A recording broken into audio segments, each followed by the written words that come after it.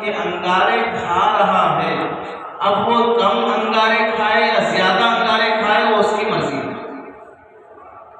एक और हदीस में अल्लाह के नबी अलैहिस्सलाम ने फरमाया, बंदा अगर कोई पाक दामन और अफीफ यानी जलील हकीर गिरा हुआ इंसान बनकर जीना नहीं चाहता है, बल्कि अच्छा इज्जतदार इंसान बनकर जीना चाहता है, तो अल्लाह भी उसके लिए वैसे असबाब और वैसे हालात तैयार कर देते हैं कि उसको बादामन बाइज्जत बावकार बनाकर रखे, उसे जलील बनाकर अल्लाह ने रखे।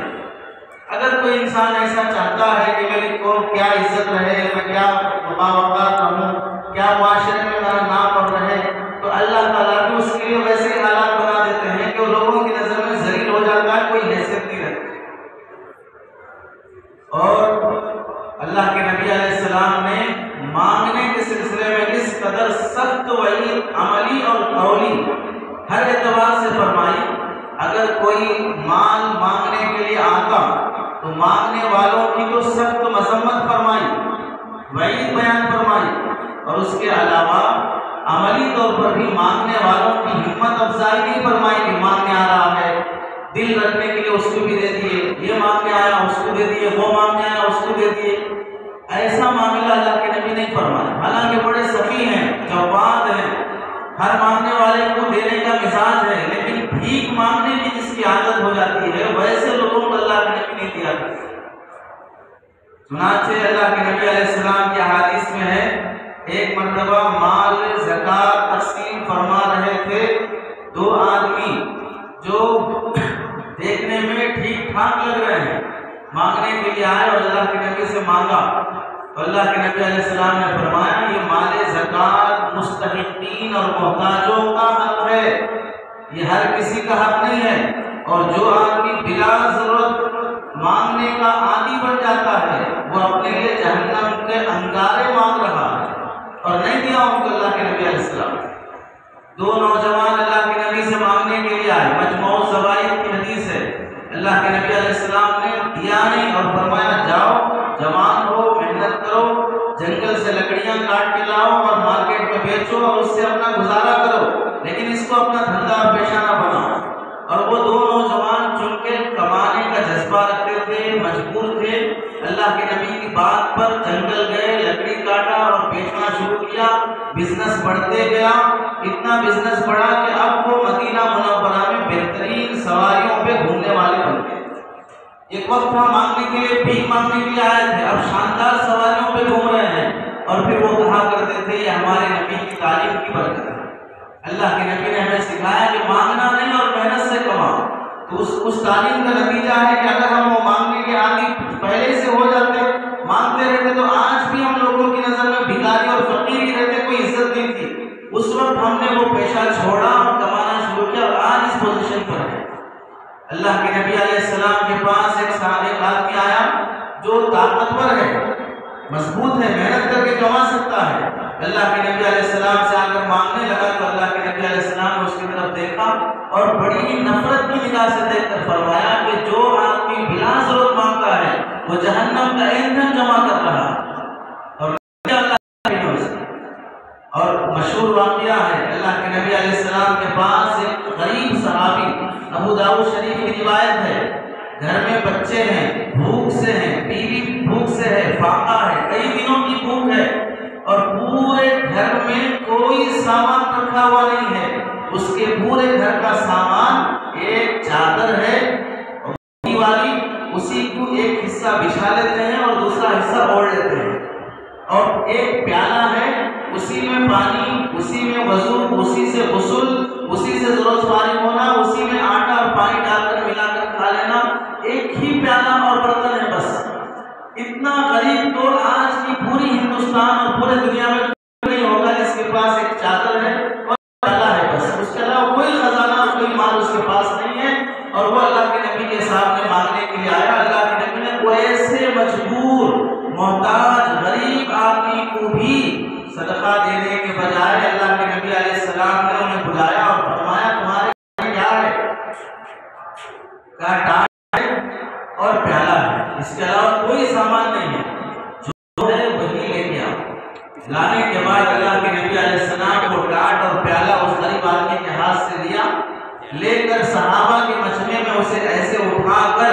पूछा तुम में से कौन है जो ये दोनों सामान खरीद लेगा। वो बचा बचा सामान भी बेच दे रहे हैं। अगर कोई देखेगा तो पूछेगा भाई गरीब के पास एक ही चादर बची है, एक ही बचा, वो भी बेच दे रहे हैं।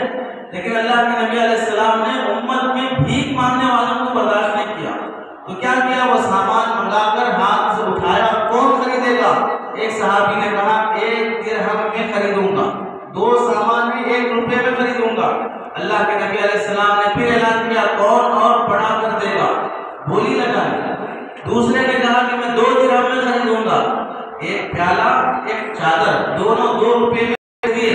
2 रुपये लेके आने के बाद अल्लाह के नबी अलैहिस्सलाम ने 1 दिरहम देकर कहा इससे खाना खरीद लो बीवी बच्चों के लिए, और 1 दिरहम देकर फरमाया कि इससे जाओ लोहे का जो दस्ता आता है, लोहे कुल्हाड़ी का, वो लोहा खरीद के लाओ।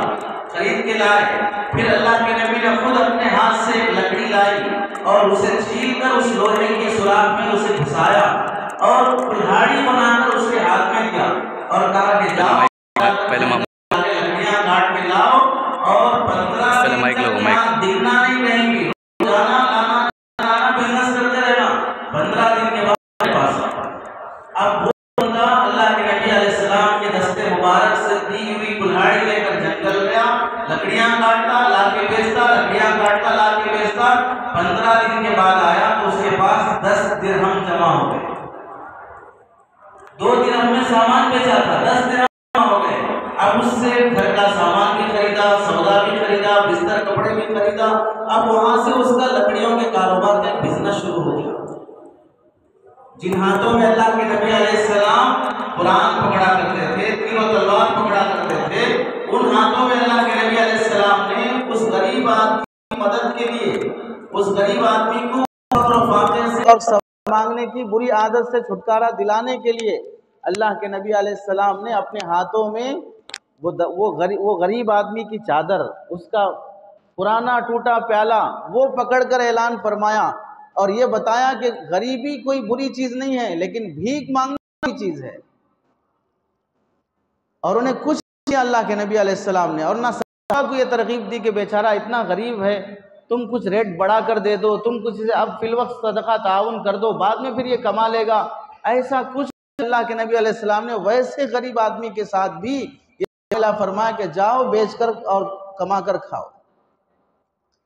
इस्लाम दीगर मज़ाहिब में जो बड़ी फ़र्क की हैं, उनमें से एक बड़ा फ़र्क ये भी है, दूसरे मजहबों में मांगने की इजाज़त है, मांगने का रिवाज है, मांगने की तरगीब है। इस्लाम में मांगने की तरगीब नहीं है। गैर मुस्लिमों में, हिंदुओं के मजहब में जो बड़ी ज़ात के होते हैं, ब्राह्मण जिसे बोलते हैं, उनके हुकूक में से एक हक लिखा हुआ ये है कि लोगों का दान लेना उनका हक है। ब्राह्मण के हुकूक में से एक हक यह है कि लोगों का दान खैरात लेना उनका हक है। इसी वजह से पूरा इनकम टैक्स हड़प कर खा जाना उनकी आदत है, क्योंकि वो दान समझ हड़प जाते हैं। और बुद्धिस्ट मजहब में उनके जो रहनुमा और जो भक्त होते हैं, उनके हुकूक में से ये बात है कि वो कमाने की उन्हें इजाज़त नहीं है। उनके जो पोप होंगे, पादरी होंगे, बड़े होंगे बुद्ध मजहब में, कमाने की इजाज़त नहीं है। लोगों का जो दक्षिणा होगा, खैरात सदका होगा, उसी पर उन्हें फल पड़ेगा। ईसाई मजहब में ईसाइयों के जो पादरी होते हैं, चर्च के जो बड़े होते हैं, उनके लिए तर्के दुनिया, यानी कमाना नहीं, बिजनेस करना नहीं, कुछ मेहनत करना नहीं, मजहब के खातिर ज़िंदगी वक्फ कर देना। और गुजारा कैसे होना? लोग जो सदका खैरात आकर हुंडी में डालते, उसी पर तुम अपना गुजारा करना। आज मजहब में तो तरगीब और अहमियत है कि भीख मांगकर ज़िंदगी गुजारो, दुनिया की मोहब्बत दिल में ना आए। कमाने लगोगे तो दुनिया की मोहब्बत आ जाएगी, हिर्स आ जाएगी, लालच पैदा हो जाएगा। इस वास्ते कमाए लोग जो देते हैं उसी पर गुजारा कर लो। लेकिन इस्लाम ये कहता है, फ़इज़ा क़ुज़ियतिस सलातु फ़ंतशिरू फ़िल अर्ज़ि वब्तगू मिन फ़ज़लिल्लाह की नमाज से मुताल्लिक़ ये हुक्म है। उसके अलावा तमाम नमाज़ों का भी यही हुक्म है। जब नमाज पढ़कर फारिग हो गए, फैल जाओ दुनिया के मुख्तलिफ इलाक़ों में, वब्तगू फज़लिल्लाह, अल्लाह का फजल तलाश करते रहो। इस आयत में मुफस्सिरीन ने, अक्सर मुफस्सिरीन ने यही लिखा है, यहाँ अल्लाह ने वब्तगू मिन फज़लिल्लाह, फजल जिसे फरमाया है वो है माल दौलत। माल दौलत अल्लाह की नज़र में, अल्लाह की कुरान की निगाह में फजल है। अल्लाह फरमाता है अल्लाह का फजल तलाश करने के लिए चले जाओ। नमाज हो गई, फरीज़ा अदा हो गया, अब यहाँ बैठे रहो, कमाने के लिए दुकान पे चले जाओ। इस फरीजे के बाद अब वो फर्ज है। इसी वास्ते बहुत से लोग घर बनाने के बाद क्या लिखते हैं अपने घर की दीवार पर, हाज़ा मिन फज़ली रब्बी, ये घर जो बना है मेरे रब के फजल से बना है। गाड़ी बनाने के बाद क्या स्टिकर लगाते हैं, हाज़ा मिन फज़ली रब्बी, ये मेरे रब के फजल से बना है। और अल्लाह भी कुरान में फरमाते हैं नमाज के मेरा फजल तलाश करने निकल जाओ। माल अल्लाह का फजल है, माल अल्लाह की बड़ी नेमत है। हजरत अबू हनीफा रहमतुल्लाह अलैह का कौल मशहूर है, इसके घर में खाने के लिए कुछ नहीं है, ऐसे आदमी से मशवरा भी मत करो, इससे किसी बात की राय लेना भी दुरुस्त नहीं है, इसका दिमाग भी खाली रहता है, ये कोई सही राय नहीं देता।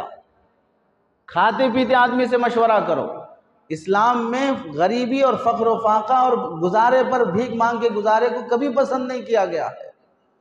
इसीलिए कमाने की बड़ी अहमियत, कसब, इस हदीस पाक में है कि 5 फराइज के बाद छठा फर्ज, 5 फराइज के बाद छठा फर्ज वो है कसबे हलाल।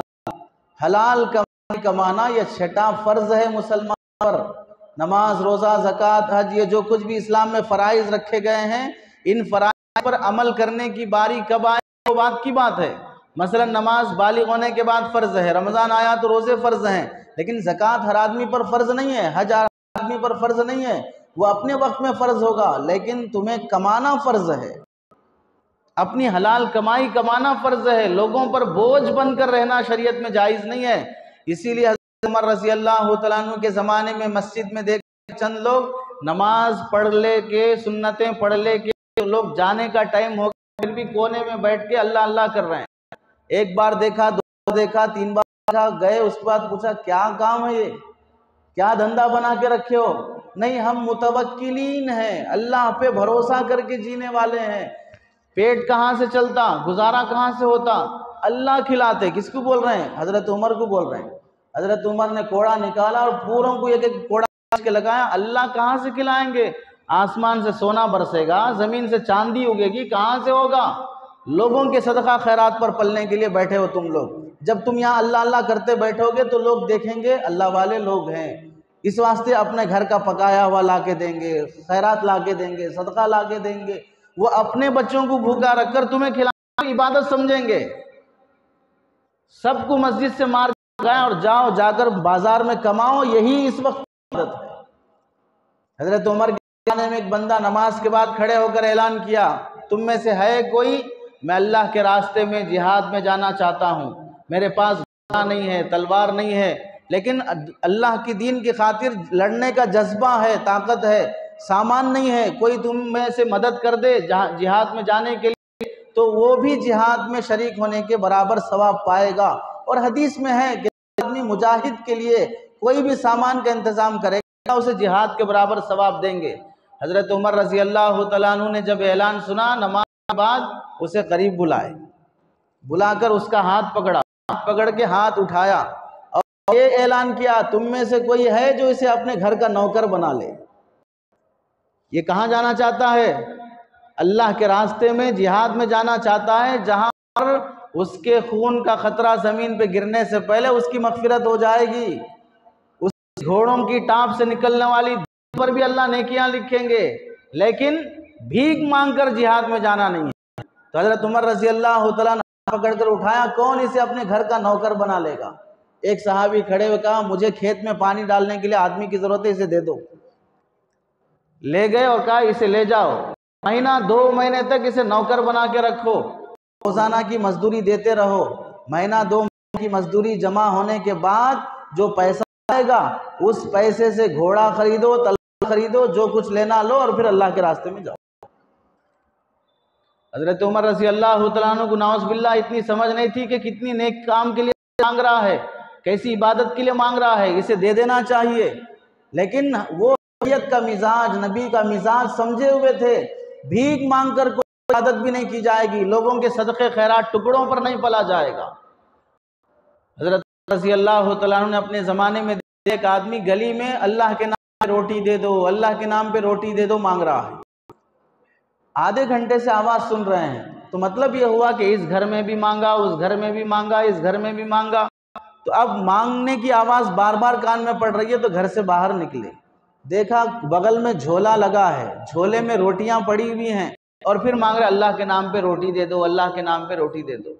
बचपन में लोग देखे होंगे कि घरों के पास लोग झोला लेकर अल्लाह के नाम पे चावल दे दो, धान दे दो, इस तरह मांगा करते थे।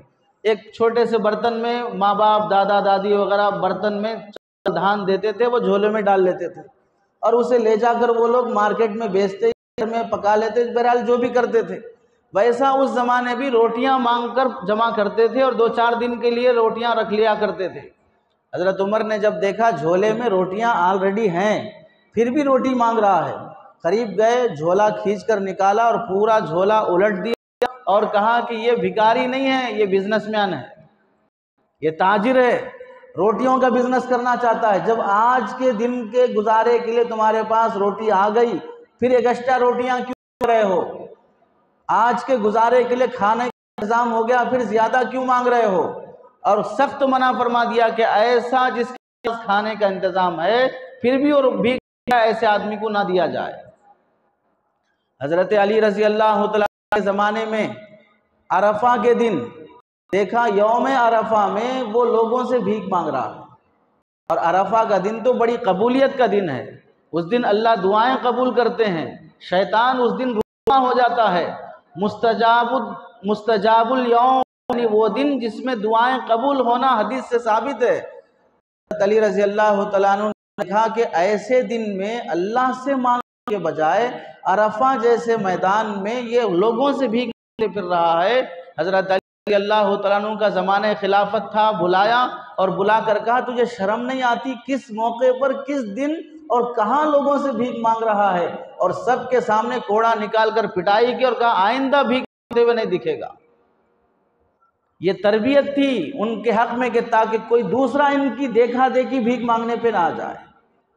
और आज मुस्लिम समाज में सुस्त खोरी, कमाने की कोई जज्बे नहीं, मेहनत के जज्बे नहीं, कट्टों पे बैठे रहो, चबूतरे आबाद करते रहो, घर नापते फिरते रहो और बाप की कमाई पर, खानदान की कमाई पर, दूसरों के सदक़े खैरात पर पलते रहो और फिर पूरे इस्लाम को और पूरे मुस्लिम समाज को बदनाम करते रहो।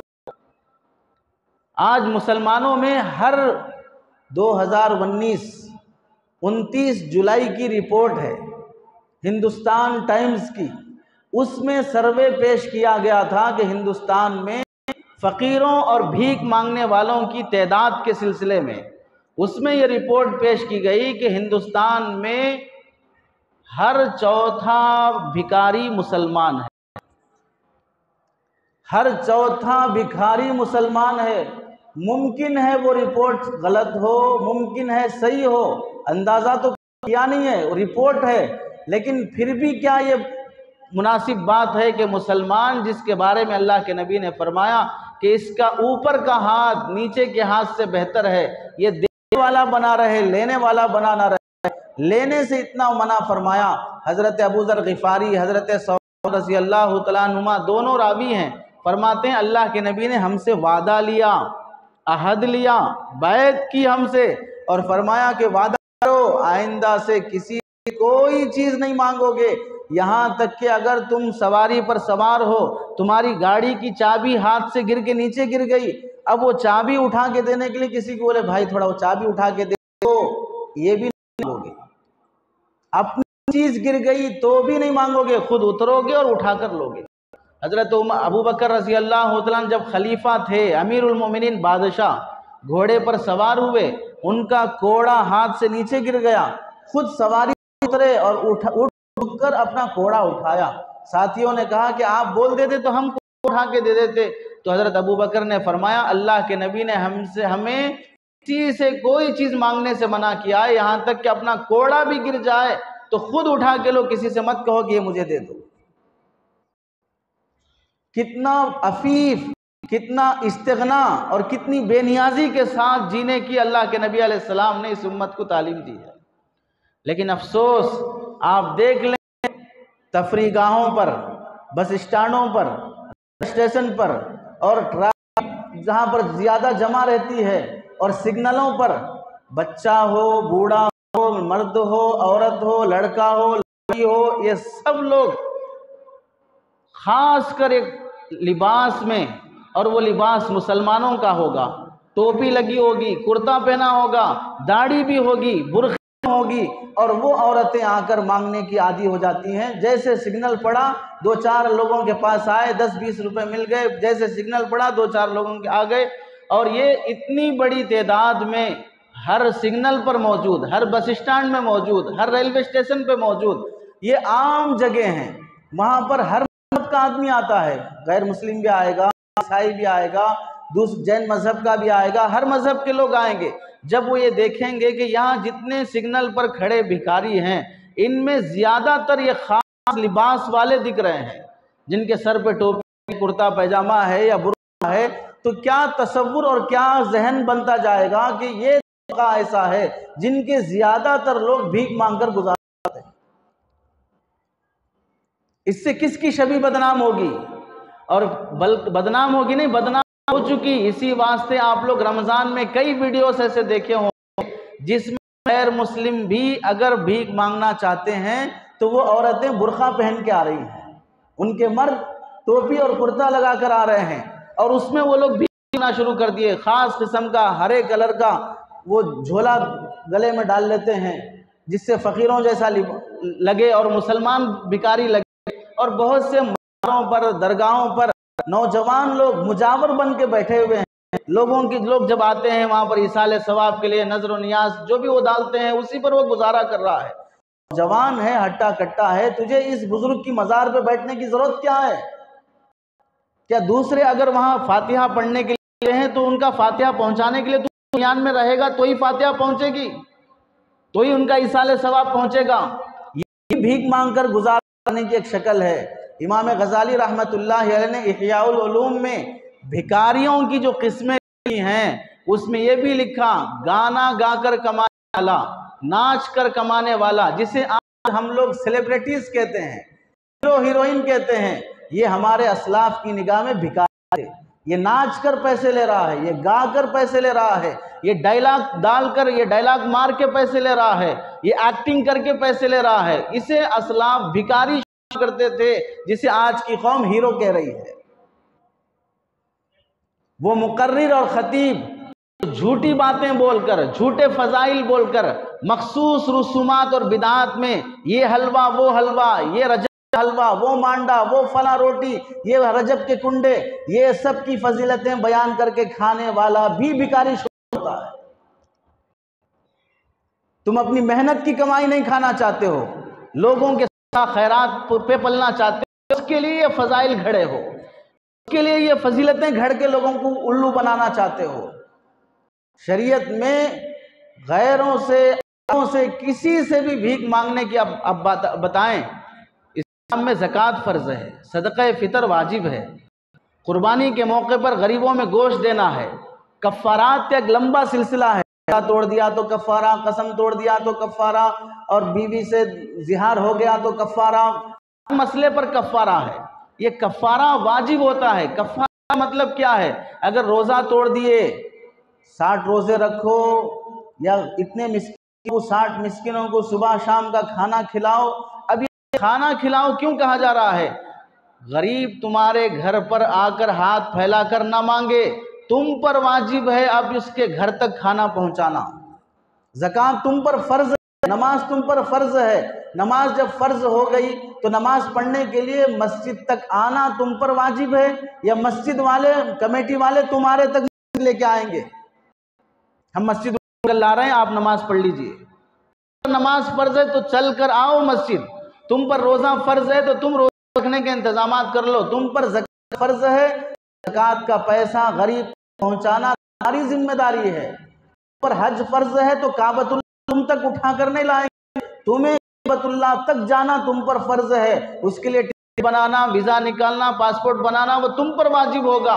लेकिन अफसोस मुसलमान एक बड़ी बदतमीजी और बेअदबी में जो जी रहे हैं, मालदार मुसलमान जिसके पास माल आ गया वो ये समझ रहा है अब इस माल को गरीब तक पहुंचाना मेरी जिम्मेदारी नहीं है, गरीब जब मेरे पास आएगा तो मैं दे दूंगा।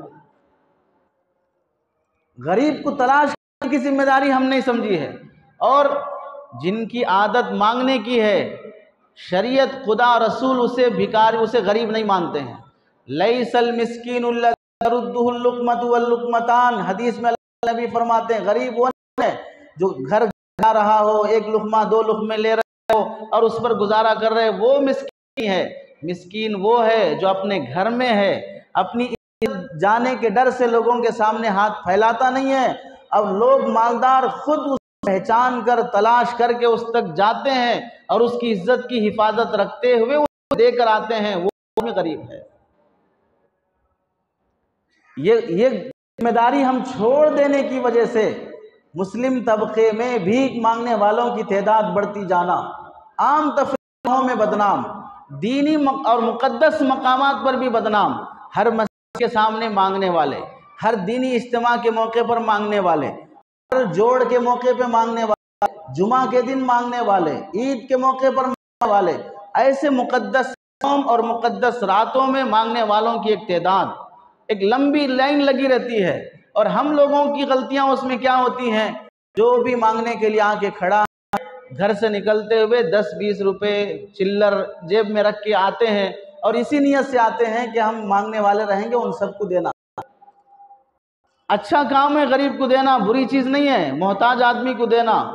बताओ इस तरह हम जवानी से लेकर क्या मैं अपने बचपने की बात कर सकता हूँ, बचपन से लेकर हमारी दादी हमारी वालिदा हमें देते मस्जिद जुमा का दिन है फला फला गरीब को देते आओ, बचपन से लेकर अब तक, अब के बाद से बूढ़े होने तक देते रहे, लेकिन वो गरीब कभी, वो फकीर और भिखारी कभी मांगने से पीछे नहीं हटे। रोजाना पाबंदी से वो जुमा को आएगा, रोजाना पाबंदी से उसकी जगह को आएगा, बल्कि इन लोगों की इस्तिकामत, हम नेक लोग जो भी नेक लोग हैं उन नेक लोगों की नेकियों पर ऐसी इस्तिकामत नहीं है जितना इस्तिकामत से ये लोग अपने काम में लगे हुए हैं।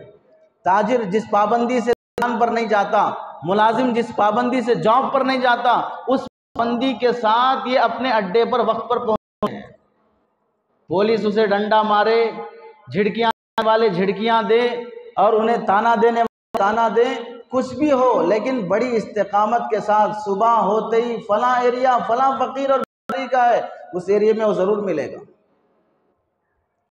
उनकी इस्तिकामत नेक लोगों के लिए एक आइडियल बन गई है, जिस पाबंदी से वो लोग आकर पाबंदी से मांगना शुरू करते हैं और देने वाले पाबंदी से देते जाते हैं। अब बताइए हमारी जो हरकतें हैं, हमारी जो गलतियां हैं, समाज को बदनाम करने के लिए 2 लड़कों को लेकर आए, एक लड़के को फटा पुराना लिबास पहना दिया, दूसरे लड़के के हाथ में कुछ सामान देकर मार्केट में भेज दिया। इसको ये कहा कि जाओ भीख मांग के आओ मार्केट में, और इस लड़के के हाथ में सामान देकर कहा कि जाओ मार्केट में बेच पैसा कमा के लाओ। शाम होने के बाद जब दोनों लड़के वापस आए तो देखा कि जो मेहनत से कमाने के लिए जो लड़का निकला है उसके हाथ में 150 रुपये हैं और जो भीख के लिए निकला है उसके हाथ में 800 रुपये हैं। क्या मालूम हुआ? मालूम यह हुआ कि जो मार्केट में कमा कर खाना चाहता है उसे देने वाले कम हो गए, जो मांग कर खाना चाहता है उसे देने वाले ज्यादा है। ये 800 तो कहां से लाया है? जिन्नात के पास से थोड़ी लाया है, मोदी के पास से थोड़ी लाया है, वो है सो भी लूट ले रहा है, वो कहां से देगा? ये कमा कर जो निकला है, कमाने के लिए जो निकला है, इसे 150 रुपये बेचा, आवाज लगाते भाई ले लो, ये खरीद लो, ये खरीद लो, लगा रहा है, लेकिन कोई खरीदने वाला नहीं है। ये अल्लाह के नाम पे दे दो, अल्लाह के नाम पे दे दो मांग रहा है, इसे 800 जमा हो रहे हैं, इसे 150 जमा हो रहे हैं। क्या पता चला हमारे समाज में खैरात मांगने वालों की हिम्मत अफजाई हो रही है। हाँ, मांगते रहो हम देते रहेंगे, मांगते रहो हम देते रहेंगे, लेकिन जो मेहनत से कमाने वाला है उसे देने वाला कोई नहीं है। होटल में जाओ, हमारी खिदमत कोई वक्त पर अच्छा कर, उसे टिप देने का जज्बा, और सामने जो खड़ा हुआ भिखारी होटल के सामने भीख मांगने के, उसके लिए आर्डर दे के जाते हो इसको एक प्लेट दे दो, और जो वहाँ खिदमत की से 5 रुपए टिप देने की निशानी है, और यहाँ जो होटल के बाहर खड़ा है उसे एक प्लेट आर्डर करके किसी बंडी वाले के पास आलू टमाटर बैगन खरीदने चले गए, 20-25 रुपए है तो उसे भाव ताव करते हुए 5 रुपए कम करने का जज्बा है, थोड़ा आगे बढ़ते ही गरीब को 10 रुपए दे दिए। बंडी पर अपना बूढ़ा आदमी कारोबार कर रहा है, वो 30 रुपए अगर किलो बता रहा है तो उसे कम करके 25 रुपए कम कर दिया, उसकी कमाई में से 5 रुपए कम कर दिए। आगे बढ़ने के बाद कोई फकीर भीख मांगने आ गया, उसे 10 रुपए उठाकर दे दिए। अकल मारी गई है, वो बेचारा कमाने के लिए खड़ा है, उसे 10 रुपए एक्स्ट्रा दे देते, वो इज्जत से ले जाके अपनी बेटियों को पढ़ाता कमाता। अब ये आदमी जो भीख मांगने के लिए खड़ा है उसे 10 रुपए 20 रुपए दे के आगे निकल रहे हो। किसने तुम पर एहसान किया है? हिमाकत अकल घास खाने गई है कि अब समझ रहे हैं कि उस गरीब के साथ हमने भाव तार के 10 रुपए 5 रुपए कम कर दिया, हम होशियार हो गए, बिजनेस करना आ गया। और वहां पर वो भीख मांगने अल्लाह का नाम देके मांगना शुरू कर दिया, उसे 10-20 रुपए दे के समझ गए कि जन्नत वाजिब हो गई, खैरात करके मैंने जन्नत का सौदा कर लिया। वो भी हिमाकत, ये भी हिमाकत, वो भी पागलपना, ये भी पागलपना। उस भिखारी को तो ये कहना चाहिए था, जैसे ये बूढ़े कमा रहे हैं, मैं तुझे 2000 दूंगा, सामान दिलवाऊंगा, तू उसके दूसरी गली में बंडी लगा, और कम ना कमा सकता है। एक वक्त आएगा कि ये भिखारी देने वाला बन जाएगा, लेकिन ये प्लान किसी के पास नहीं होगा। ऐसा करना नहीं चाहेंगे। मस्जिद की जिम्मेदारान हो, महल्ले के जिम्मेदारान हो, कारपोरेटर हो, बड़े लोग जिनकी चलती है, उनके महल्लों में, उनके घरों के सामने भीख मांगने वालों की बड़ी तादाद, उनकी मस्जिदों में भीख मांगने वालों की बड़ी तादाद। कोई मुनज़्ज़म तरीका नहीं कि भाई यहाँ पर भीख मांगना मना है। क्या किया जाएगा? खुली छूट, बल्कि मस्जिदों में बेटी की शादी के लिए आगान कर रहा है, कोई फला मदरसे के लिए, कोई फला मस्जिद के लिए। इसमें अच्छे लोग भी होंगे, ज़रूरतमंद लोग भी होंगे, वाक़ईतन बेटी की शादी होगी, वाक़ईतन मस्जिद बनाना होगा, वाक़ईतन फला ज़रूरी काम होगा, लेकिन इसके आड़ में कितने फ्रॉड और कितने धोखेबाज आकर लेके जा रहे हैं और खड़े होकर ऐलान कर रहे हैं। उसका कोई तहक़ीक़ नहीं, कोई जिम्मेदारी नहीं, वो कहाँ से आया मालूम नहीं। तो 200 रुपये भी अगर उस ऐलान पर मिल जाते हैं तो आज का मिल गया, उसे गुजारा हो गया। अब जिस नीयत से तुम दे रहे हो उस नीयत से मुमकिन है सवाब मिल जाएगा, तुम अच्छी नीयत दे रहे हो, लेकिन उससे समाज में मांगने वालों की जो तादाद बढ़ रही है, उन बढ़ाने वालों में कौन जिम्मेदार है? आप आज 1 लाख रुपए निकलो, सामने जो भी फकीर से दे दो 1 लाख रुपए, लो भाई मेरी तरफ से। अगली जुमा आओ, देखो वो खड़ा हुआ मिलेगा नहीं। जिसकी आदत मांगने की हो जाएगी वो ले जाएगा, अपने अकाउंट में डालेगा या अपने घर में रखेगा, दूसरे दिन फिर मांगने आएगा। वही 1 लाख रुपए तुम किसी गरीब बंडी वाले को दो जिसका गुजारा मुश्किल है, और उससे कहो ये बंडी छोड़ के आप दुकान लगा लीजिए। अब 1 हफ्ते के बाद देखो वो दुकान लगाएगा कि नहीं लगाएगा। हमारे अंदर वो जज्बे हैं कि गरीबों को गुर्बत से निकालें, फकीरों को फक्र से निकालें और उन्हें एक हैसियत वाला बनाएं, इसके जज्बे नहीं है। उन्हें सदका खैरात मांगने वाला बनाकर ही रखना चाहते हैं।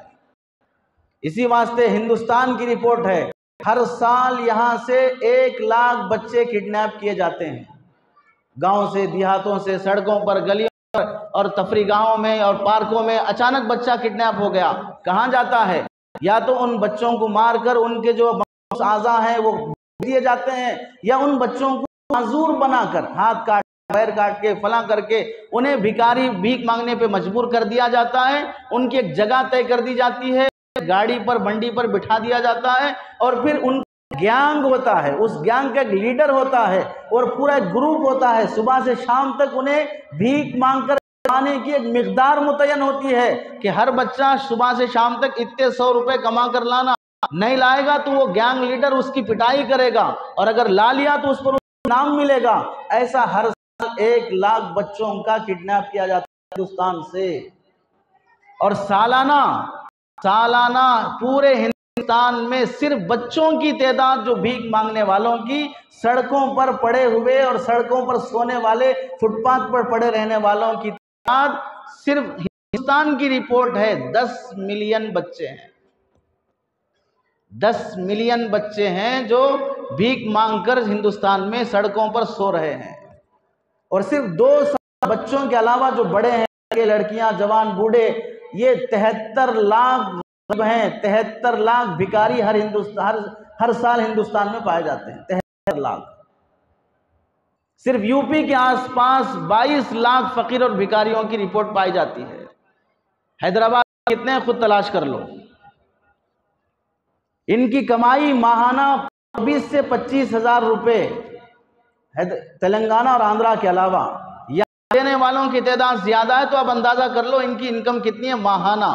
बच्चों की कमाई भीख मांगने के जरिए से, ये सब सर्वे रिपोर्ट है, बच्चों की भीख मांगने की जो माहाना इनकम है वो 8 से 10 हजार रुपए बच्चा भीख मांग के ला रहा है। 8 से 10 हजार रुपए। और लोगों के भीख मांगने की वजह से 24 से 25 हजार रुपए उनकी माहाना इनकम। कौन दे रहा है? सालाना 40 अरब रुपये सिर्फ फकीरों पे दिए जाते हैं। भिखारियों की जो इनकम है सालाना वो 40 अरब रुपये है। ये सब सर्वे रिपोर्ट है। 40 अरब रुपया किस पर लगा है? मुसलमान। और इसमें हर चौथा शख्स मुसलमान। 10 मिलियन बच्चे जो हिंदुस्तान में फुटपाथ पे सो रहे हैं, इनमें से 80% बच्चे वो हैं जो नशे के आदी हो चुके हैं। आप यहाँ की सड़कों पे देख लो, मेहदीपट्टनम के सिग्नलों पे देख लो, कई बच्चे हाथ में बोतल लिए बैठे हैं, पूड़ियाँ लिए बैठे हैं। जब उनसे मालूम किया तो क्या है? गांजा बेच रहे हैं, शराब बेच रहे हैं। उनका मुस्तकिल उस एरिया के लिए एक लीडर है। कोई आदमी जाकर उनसे उन बच्चों को समझाना चाहता है तो लीडर आके आपको क्या मतलब, आप क्या कर रहे हैं, आप निकलिए यहाँ से। मुस्तकिल इन गुंडों का बच्चों को अगवा करके किडनैप करके कमाने का धंधा बन चुका है। बाज लोग मरीज हैं, बाज लोग माजूर, कमा नहीं सकते, लेकिन इन माजूर और मरीजों को बहाना बना कमाने वाले सेहतमंदों का एक ग्रुप अलग है। माजूर है उसे कुर्सी पे बिठा देगा, खुद सेहतमंद है कुर्सी ठेलते हुए जाएगा। अब ये माजूर भीख मांग रहा है और ये सेहतमंद उठा के पैसे जेब में रख रहा है। माजूर को बहाना बनाया और खुद सेहतमंद है और खुद खा रहा है। अब ये भी तो हो सकता है कि वो माजूर को घर में रखे, झोपड़ी में रखे और खुद मेहनत मजदूरी करके कमा के लाए और इसकी रोटी खिलाए। नहीं होगा। क्यों नहीं होगा? इस वास्ते कि समाज मेहनत करके कमाने वालों को कम देता है, भीख मांगने वालों को ज्यादा देता है। अगर मैं दुकान पे काम के लिए चले जाऊं और उससे कहूं कि भाई मुझे काम चाहिए, मेरे बच्चे हैं, मेरी बीवी है, फला है, तो मुझे काम नहीं मिलेगा। अगर मैं उससे 1 घंटे 2 घंटे या दूसरे दिन आकर भाई अल्लाह के नाम पे कुछ दे दो, 10-20 रुपए, काम देने तैयार नहीं, भीख देने तैयार है। तो समाज भिखारियों को भिखारी रहने पे मजबूर कर रहा है, उसे काम करके जीने की तौफीक या जीने का मौका नहीं दे रहा है। ये हाल मुसलमानों के समाज में बढ़ते जा रहा है। बर्मा में हालात आए, वहां के लोग इधर आए, कश्मीर में हालात आए, वहां के लोग इधर आए। ग्रुप के ग्रुप एक जगह पर बैठे हुए हैं, उनके मखसूस लोग भीख मांगने के लिए निकल गए। भाई जब आप कश्मीर में थे वहां पर कुछ आपका कारोबार था, कुछ हुनर था, वो हुनर सब मिलकर यहाँ पर कीजिए। कुछ आपको हुनर आता है, वो हुनर आपका यहाँ पर कोशिश कर कीजिए, पैसा जमा करके कुछ करने की कोशिश करें। लेकिन समाज उसे करने नहीं देगा। समाज उसे भीख मांगने के लिए मौका देगा, लेकिन काम करने के लिए मौका नहीं देगा। और लोग ईसाइयों पर ताना कसते हैं। क्या ताना कसते हैं कि ईसाई लोग चर्च आंध्रा में, तेलंगाना, गांव देहातों में लाखों रुपए के चर्च बनाते हैं और वो चर्च के जरिए से लोगों को इस्लाम से फिरा कर ईसाई बनाने की मेहनतें कर रहे हैं। बहुत से लोग जो सफर करते हैं और दीन के तकाज़ों पे चलते हैं वो सब लोग जानते हैं। लेकिन क्या अकल में इतनी बात आई कि वो गांव देहात में चर्च बनाया है, तो क्या वो चर्च बनाकर सिर्फ लोगों को की कोशिश कर रहा है या आने वाले लोगों को जॉब दिलाने का, शादियां करने का, इलाज करने का, ये सब बातें उनके ऊपर मेहनत भी कर रहा है। देख लो जितने लोग जानते हैं सब कि ईसाई लोग इलाज मुआलजा करते हैं, जॉब दिलवाते हैं, शादियां करते हैं, कर्जे उनके अदा करने में मेहनत करते हैं। अब क्या होगा? कर्जा अदा हो गया, जॉब मिल गई, शादी हो गई, फला हो गया, तो अब आदमी मजहब छोड़ने के लिए तैयार हो गया, ईसाई बनकर जीने के लिए तैयार हो गया। और हम वहीं उसी गांव देहात का हम सफर करेंगे, वहां जाएंगे, देखेंगे, हमको वहां पर एक मस्जिद की कमी महसूस होगी तो मस्जिद बना देंगे। कितने की मस्जिद? पूरे गांव में लोग रहते हैं, 50 मकानात मुसलमानों के हैं, मस्जिद बनेगी वहां पर 10 लाख की मस्जिद बनेगी, 10 लाख रुपए की। भाई 50 मकानात हैं, 2 लाख की भी काफी है, बाकी 8 लाख रुपए बचा इन 50 मुसलमानों को कुफ्र से बचाने, ईसाइयत से बचाने के लिए वहाँ एक अच्छे इमाम का निज़ाम हो, वहाँ स्कूल का निज़ाम हो, वहाँ किसी मदरसे का निज़ाम हो, ताकि उनके बच्चे महफूज रहें, उनको जॉब मिले, कुछ करो। ये सदका खैरात नहीं है। नहीं, मेरी अम्मा गई इस वास्ते मैं 10 लाख की मस्जिद बनाना बोल के सोच लिया। अब ना किसी इमाम की सुनना, ना किसी खतीब की सुनना, ना किसी मुफ्ती की सुनना है। अब उस मस्जिद में कबाड़ा रहेगा, आने वाले 2-4 मुसल्ली, ना कोई ढंग का इमाम है, ना वहाँ के लोगों की ईमान हिफाजत की कोई मेहनत है। बनी है मस्जिद भी, बना है चर्च भी, लेकिन मेहनत वहाँ ईसाइयत की चल रही है, लेकिन मेहनत वहाँ मुसलमानों की नहीं हो रही। मस्जिदें तामीर करने पर, मस्जिदों पर लगाने पर ये कार्य खैर है, लेकिन ज़रूरत से ज़्यादा खर्च कर देना, फंक्शन हॉल बना लेना, ज़रूरत से ज़्यादा तामीरात मकानात पे खर्च करना, ज़रूरत से ज़्यादा शादियों पे खर्च करना। एक शादी के बारे में आया, लाखों रुपए का खर्च, दूल्हा के टेबल पर इतनी मुख्तलिफ ग़िज़ाएं हैं, सबसे थोड़ा लेकर खाकर उठ रहे हैं, सब बचा हुआ फेंकने में जा रहा है। सिर्फ दूल्हे के टेबल पर 10 लाख रुपए का खर्च हो रहा है। दूल्हे के टेबल पे सिर्फ 10 लाख रुपए का खर्च। जब मुसलमानों में ऐसा फजूल खर्ची आएगी तो बताओ फिर कहाँ से मुसलमान गरीब ऊपर आएगा? वो कमा कर खाने के जज्बे रखेगा। बहुत से लोगों के पास राशन कार्ड है, ये जिनकी अकल घास खाने गई है उनके लिए कहा जा रहा है राशन कार्ड है। और कौन सा ration card? White ration card. मालूम है हम जाके वो मोटे चावल लेते नहीं, वो गेहूं लेना नहीं, वो तेल लेना नहीं है, लेकिन राशन कार्ड बना के रखा। हार्ट अटैक आएगा, ऑपरेशन की नौबत आएगी, तब ये वाइट कार्ड जनाजा और कफन के तौर पे आएगा, वो भी वाइट, कफन भी वाइट, तो वो खर्च कम होगा। इतनी तो अक्ल होनी चाहिए कि वो राशन कार्ड गरीबों के लिए है, तो फिर उससे माहाना मिलने वाला राशन तुम ले। तुम्हारे मोहल्ले में जो गरीब है, जो वही 20 किलो चावल के लिए, वो भीख के लिए निकली है वो खातून, उस खातून से कहो कि माहाना तुम्हारे घर का चावल मेरे जिम्मे है, माहाना तुम्हारे घर का राशन मेरे जिम्मे है, मैं तुम्हें पहुंचाऊंगा, तुम राशन मांगने के लिए भीख मांगने की जरूरत नहीं है। अब जरूरत की है तो मेरे घर में काम कर लो, बर्तन धो लो, मैं तुम्हें माहाना 2000-4000 दे देता हूँ। इस तरह किसी औरत को हम बचा सकते हैं भीख मांगने से, लेकिन नहीं करेंगे। कार्ड रखा हुआ रहेगा राशन, अब वो राशन डालने वाला बचा हुआ माल क्या करेगा? ब्लैक में बेच लेगा, वो कमा लेगा, लेकिन हम उस सामान को गरीब तक पहुंचाने की कोशिश नहीं करेंगे। मुफ्त में मिलने वाली चीज़ है, कम में मिलने वाली चीज़ है, वो भी गरीब तक पहुंचाने की नीयत नहीं है। हमने सोचा ही नहीं है कि यहाँ से गरीबी ख़त्म की जाए। उसके लिए क्या करना है? वो ख़त्म करने के लिए 2 मेहनतें करना बहुत ज़रूरी है, एक मुस्बत, दूसरी मनफी।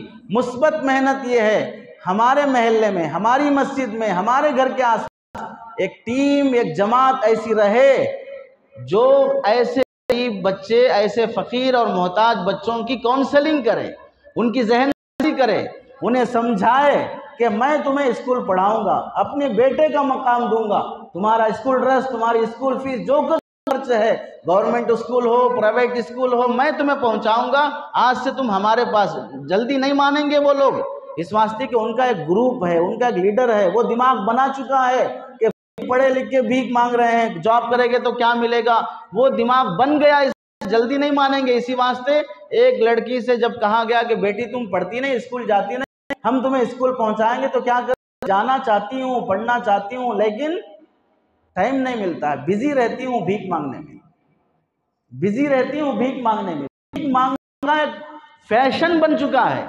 अब तो लोग इंटरनेशनल लेवल पर ऑनलाइन भीख मांगना शुरू कर दिए हैं। ऑनलाइन अपना एक वेबसाइट बना देंगे और उसमें अपने को या अपनी बीवी, अपना बाप, बेटा कोई भी बीमार है, कैंसर है, उसे इतने लाख की ज़रूरत है, और किसी भी पुराने बच्चे का या मरे हुए बच्चे का वीडियो बना देंगे और उसके साथ अटैच कर देंगे, इस नंबर पे आप थोड़ा तावन दीजिए, तो ये सारे भोले भाले जन्नत पाने वाले ये उस अकाउंट पे बड़े एहतमाम से जाके अकाउंट सर्च करके पैसा डाल के, क्यों उसमें अगर भेज दो तो बस जन्नत का टिकट हज़रत जिब्राइल ला के हाथ में दे देंगे, सही काम किया है। गरीब तक तलाश करके पहुंचने की फिक्र नहीं है, मोहताज को तलाश करके की फिक्र नहीं है। कहाँ कहाँ से कोताही हो रही है। मेरे मौजू का मुखातब वो भीख मांगने वाले गरीब और फ़कीर नहीं है, वो बयान सुनेंगे भी नहीं। भिखारियों के बारे में क्या बोला जा रहा है, वो तुम्हारे बारे में कह रहे हैं, मैं तुम्हारे बारे में कह रहा हूँ कि हमारी गलतियों की वजह से रिवाज बढ़ रहा है। वरना ये ना समझो भाई भिखारियों के बारे में बोले, यहाँ कोई भिखारी बैठा है, ये बयान सुनेगा कौन। ये भिखारियों को बढ़ाने वाले, रिवाज देने वालों को कहा जा रहा है कि तुम्हारी इन हरकतों की वजह से भिखारियों का रिवाज बढ़ रहा है। अलग अलग तरीके से मांगने की आदत, और बाज तो बड़े ऐसे रो रो कर मांगते हैं कि दिए बगैर आगे नहीं बढ़ सकते, और बाज तो उसमें भी हिम्मत वाले होते हैं, ज़बरदस्ती से ऐसे मांगते जैसे कर्जा मांग रहे हैं। हम पैसा उनसे लिए हुए थे, वो लौटाना बाकी है, ऐसे मांगते देखने वाला समझेगा शायद पैसे लिया है वापस नहीं कर रहा तो झगड़ा हो के समझेगा। उस जुर्रतमंदाना मांगना, ये सब हरकतें क्यों हो रही हैं? हम देने के आदी हो चुके और उन्हें भिखारी बनाकर रखने पर हम राजी हो चुके। इस वास्ते ये रिवाज बढ़ते जा रहा है। बच्चों को पढ़ाई की तरफ लाओ, इसकी तरफ लाओ। अकेला आदमी नहीं कर सकता, इसके लिए 2-4 आदमियों की टीम जरूरी है। अपने साथ पुलिस को रखो, अपने साथ ओहदेदार को रखो, तुम पर कोई केस इल्जाम ना आए, उनकी जहनसाजी करो, काउंसलिंग करो। कल के दिन इन्हीं बच्चों में से पता नहीं कौन कैसा पुलिस बनेगा, लायर बनेगा, जज बनेगा, किसका मुस्तकबिल क्या है नहीं मालूम। गरीब बच्चे हैं, कितने बड़े बड़े अल्लाह वाले ऐसे गुजरे हैं जिनके घर में फाका गुजारे को कुछ है, लेकिन वो उनको पढ़ाई की तरफ लाया गया। इमाम अबू यूसुफ रहमतुल्लाह अलैह बाप नहीं है, माँ बच्चे को पाल नहीं सकती, तो बेटे को धोबी के पास भेज, जाओ कपड़े धोकर पैसे कमा के लाओ। इमाम अबू हनीफा रहमतुल्लाह अलैह लेकर आए बच्चे को और कहा कि मैं बच्चे को पाल लूंगा, रोजाना जितना कमाता है वो पैसा मैं तुम्हें दूंगा। बच्चे को पाल कर 17 साल तक पाला इमाम अबू यूसुफ को, और फरमाते हैं किसी ने मुझे खुद जाकर इमाम साहब से ये पूछने की नौबत नहीं आई कि इस महीने का खर्चा दे दीजिए। टाइम और तारीख होने से पहले ही मेरी वालिदा के घर वो सामान पहुंच जाता था। अल्लाह ने कितना बड़ा इमाम बना। ऐसे दसियों लोगों की तारीख है जो गरीब थे, लेकिन उन बच्चों को पाला गया तो बड़े मुहद्दिस, मुअर्रिख और मुफस्सिर बने हैं। और जवान हैं, उन्हें काम दो, उन्हें जॉब दिलाने की कोशिश करो, अपने पास रखकर अपने में से आधा पेट खाओ आधा पेट खाओ, लेकिन मुस्लिम समाज का इमेज बदनाम मत करो। ऐसे लिबास वाले, ऐसे कुर्ते पैजामे वाले, ऐसे बुर्के वाले ये भिखारी ही होते हैं। इमेज दुनिया के सामने आने दो। अपने पेंशनों में जो पैसा फजूल खर्ची और अय्याशी में उड़ाते हो, उसे बचाकर अपने मोहल्ले में जो गरीब हैं उनके घर बसाने की कोशिश, अपने राशन कार्ड का सही इस्तेमाल करने की कोशिश, अपने पास से जो कुछ भी पैसा है गरीब को सदका देने का, घर में डिब्बा रखो। जो हर जुमा हर दिन चिल्लर जेब में रख के निकलते हो, घर में डिब्बा रखो, उसमें महीना भर पैसे डालो सदका खैरात के, अपने अपने बच्चों के, बीवियों के। जब एक मिकदार, एक रकम जमा हो जाए, अपने महल्ले में जो गरीब है, मोहताज, तलाश करो, उस तक पहुंचाओ। चंद दिन की बात होगी, आप गली से भीख मांगने वाला खत्म होगा। हम पूरी दुनिया से भीख मांगने वालों को खत्म कर सकते, लेकिन खैरात देने का एक सलीका है। आप अपनी गली और खानदान से तो भिखारियों को कर सकते हैं, अपनी इज्जत बचाने की कोशिश तो कर सकते हैं। और मनफी कोशिश इसको रोकने के लिए यह है कि इस हौसला अफजाई को हौसला शिकनी में बदला जाए। जुड़ने के लिए आया, जो पूछने के लिए आया, दिल रखने दे रहे हैं, नहीं नहीं दिए तो क्या समझता कि क्या तुम्हारा भाई है, वो तुम्हारी बहन है, वो नहीं दिए तो क्या समझता, बोल के भिखारियों के खानदान से है जैसा बात कर रहे हैं। नहीं दिए तो क्या समझता, ये भिखारियों को बढ़ाने की हरकतें हैं। नहीं दिए तो क्या समझेगा, समझे, मुझे क्या लेना देना है। लेकिन मेरी इस हरकत से जो रिवाज बढ़ते जा रहा है, उससे जो बदनामी आएगी उसका क्या होगा। हर आने वाले को देने का रिवाज ये बहुत गलत रिवाज है, उसकी भी जहन साजी हो। एक बार दिए, दूसरी बार उसको बिठा के समझाए। बहन, बहुत सी मुसलमान औरतें बुर्का पहनकर के 11 बजे वो होटलों के पास मांगने के लिए निकली है। अब बताओ, बुर्का पहनी हुई जवान औरत रात के 11 बजे अगर वो अकेली मांगने के लिए निकली है, 10 रुपए 20 रुपए की खातिर अगर गलीज फितरत का उसे 500 रुपए का ऑफर कर फिर जिना की दावत दे तो क्या वो नहीं जाएगी? बदकारी नहीं बढ़ेगी समाज में, नशा नहीं बढ़ेगा। इस वास्ते जो छोटे बच्चे भीख मांगते हैं उनमें 80% नशे के आदी हैं, 80% भिखारी नशे के आदी हैं। ये बुराइयां समाज में बढ़ने की वजह क्या है? पैसा देगा तो बुराई बढ़ेगी, और ये पैसा देने वाला समाज कौन है? यही जन्नत पाने वाला समाज है। 5 रुपए 10 रुपए देकर जन्नत वाजिब कर लेना जो समझ रहे हैं।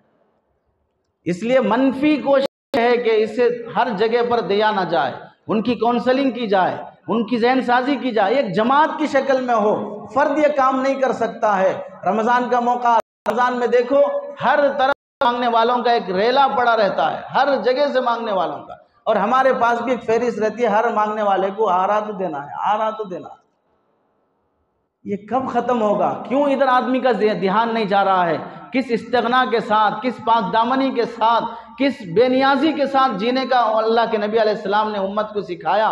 दिल में अगर ख्याल आ जाता, उस्ताद 1 हफ्ते से भूखा है, पानी पे गुजारा कर रहा है, पानी पे गुजारा हो रहा है, सबक पढ़ाने के लिए आए, चेहरा बदला हुआ, शागिर्द समझ गया कि उस्ताद रास्ते में है, घर गया, खाना लेके आया, उस्ताद से पूछा, उस्ताद क्या बात है, आपकी तबीयत खराब है? तो उस्ताद ने कहा नहीं कोई बात नहीं है। थोड़ी देर के लिए उस्ताद से इजाज़त लेकर घर गया। उस्ताद के दिल में ख्याल आया मेरी तबीयत और खैरियत पूछ कर गया है, शायद कुछ लेकर आएगा। और शागिर्द वाक़ईतन घर जाकर खाना लेके आया और उस्ताद से कहा हज़रत जी ये खा लीजिए। उस्ताद ने क्या कहा? जब तुम यहाँ से मेरी खैरियत पूछ कर गए, मेरे दिल में ख्याल आ गया था कि अब कुछ खाने को मिलेगा। अब जब दिल मेरा साइल बन गया, दिल मेरा भिखारी बन गया, दिल तुझसे उम्मीद लगाने वाला बन गया, अब मैं ये खाना कबूल नहीं करूँगा, ये ले जाओ मैं नहीं खाऊँगा। ज़बान से भी सवाल नहीं किया, दिल का सवाल भी, उस पर आने वाली खैरात भी कबूल करने के लिए तैयार नहीं है। उस्ताद भी बड़ा, शागिर्द भी बड़ा होशियार था। कहा ठीक है अगर आप नहीं खाते हैं तो कोई बात नहीं, लेके चला गया। 1 घंटे के बाद लाया और कहा कि अब खा लीजिए। सवाल तो दिल तब किया था, अब तो सवाल नहीं था, अब खा लीजिए। हजरत बायज़ीद बुस्तामी रहमतुल्लाह अलैह के बारे में इमाम गज़ाली ने लिखा है, फाका है, 3 भूखे हैं, पैसा नहीं है खाने के लिए। चप्पल जो पुराने थे वो चप्पल एक दुकानदार के पास लेकर गए और कहा ये रख लो और मुझे 2-3 इंजीर दे दो खाने के लिए। दुकानदार पहचान नहीं था, उसने गुस्से में आकर कहा ये तो 1 पैसा भी नहीं आता, नहीं दूंगा, जाओ यहाँ से निकल जाओ। धक्का दे के भगा दिया। बाजू दुकान वाला देखा कि बायज़ीद बुस्तामी वक्त का अल्लाह वाला, इससे मिलने के लिए लोग तरसते हैं, आज ये दुकान पर आ गया तो बड़ी सादत की बात है। दुकानदार से कहा तू जानता नहीं कितना बड़ा अल्लाह वाला है, पूरी दुनिया इनसे दुआओं के लिए दरख्वास्त करने आती है। जब मालूम हुआ तो गुलाम से कहा, गुलाम को बुलाया और कहा कि ये टोकरा ले, इंजीर का पूरा टोकरा ले लो, ले जाके बुस्तामी को दे दो, अगर वो कबूल कर लें तो तू गुलामी से आज़ाद, मैं तुझे आज़ाद कर दूंगा। अब वो टोकरा लेकर बायज़ीद बुस्तामी के पास आया, हज़रत कबूल कर लीजिए, आप कबूल कर लेंगे तो मेरा टोकरा, मैं गुलाम आज़ाद हो जाऊंगा। बायज़ीद बुस्तामी ने कहा कि मैं कबूल कर लूँगा, तू आज़ाद हो जाएगा, लेकिन मैं नफ्स का गुलाम बन जाऊँगा, मैं नफ्स का गुलाम बन जाऊँगा। और कसम खाता हूँ जब मैं चप्पल देकर 2 इंजीर तो देने तैयार नहीं हुआ, अब पूरा टोकरा दे रहा है, तो अब वो मेरी दीनदारी का सौदा कर रहा है, मुझे बुजुर्ग समझकर देने के लिए आया है, मेरी बुजुर्गी खरीदना चाहता है। और ये मेरी बुजुर्गी इतनी सस्ती नहीं है, मैं कसम खाता हूँ आज के बाद से मौत तक इंजीर नहीं खाऊंगा। ऐसी बेनियाजी के साथ जीना सिखाया उन बुजुर्गों ने, और उन्हीं बुजुर्गों के नाम लेवा आज मुजावर बने बैठे हैं, लोगों के नजर नियाज पर खाने के लिए हैं। और बोला जाता है तो कुछ समझ में नहीं आता, मुखालफत कर रहे हैं। कम अज कम अपने बड़ों को तो पढ़ लो, देवबंदियों के बड़ों को ना पढ़ो तो ना पढ़ो, अपने अल्लाह वालों को तो पढ़ लो जिसे अपना समझते हो, जिन वलियों के नाम पर धंधा शुरू कर रखा है। इसलिए बुजुर्गों तुम्हारी जिम्मेदारी है कि तुम अपने पैसे को सही जगह खर्च करने की कोशिश करो, शादियों की इसराफ से हराम न मोलो, उन गरीबों की बद्दुआएं ना लो जिन गरीबों को ये देखा जा रहा है कि 4-4 बेटियों के जनाजे निकल रहे हैं, वो दुल्हन बनने को तैयार नहीं है, वो कुंवारी रहकर भी बेबाकी की जिंदगी गुजार रही हैं। लेकिन यहाँ एक बेटी की शादी भी धूमधाम से हो रही है, किसी गरीब के घर में अपने जहेज का, जोड़े का, रिश्वत का पैसा कम करके बैंक बैलेंस, तुम्हारे अकाउंट में इंटरेस्ट की जो रकम रखी हुई है लेने तैयार नहीं है। नहीं इंटरेस्ट का पैसा है, हराम का है, तो फिर अकाउंट क्यों खुलाए? ये हजामत का काम क्यों किया? अकाउंट खुलाने की जरूरत क्या थी? और अकाउंट खुलाए तो फिर सेविंग अकाउंट क्यों खुलाए? करंट अकाउंट खुलवाना था, फुकहा से पूछना था कि कौन सा अकाउंट खुलवाना चाहिए। सेविंग अकाउंट में इंटरेस्ट का रकम आती है, वो पैसा जब वो आता है तो फिर निकालना वाजिब है तुम्हारे जिम्मे। वो रखने की वजह से कई मिलियन कई बिलियन सिर्फ मुसलमानों के इंटरेस्ट के पैसे अकाउंट में पड़े हुए हैं, मुसलमान लेने तैयार नहीं है, और वही पैसा दहशतगर्द और फिरका परस्त लोग मुसलमानों के खिलाफ इस्तेमाल कर रहे हैं। वो निकालो अपने इंटरेस्ट का पैसा और गरीब को तलाश करके उन तक पहुंचाओ, ये तुम्हारी जिम्मेदारी है। सेविंग अकाउंट खुलाया तो गलत किया, अब उसमें जो आ रहा इंटरेस्ट वो नहीं ले रहा है तो उससे बड़ा काम कर रहा है, वो लेकर गरीब तक पहुंचाना मुसलमान की जिम्मेदारी है। अल्लाह है कि अल्लाह ताला अमल की तौफीक नसीब फरमाए। आमीन व आखिर दावाना अनिल हम्दुलिल्लाहि रब्बिल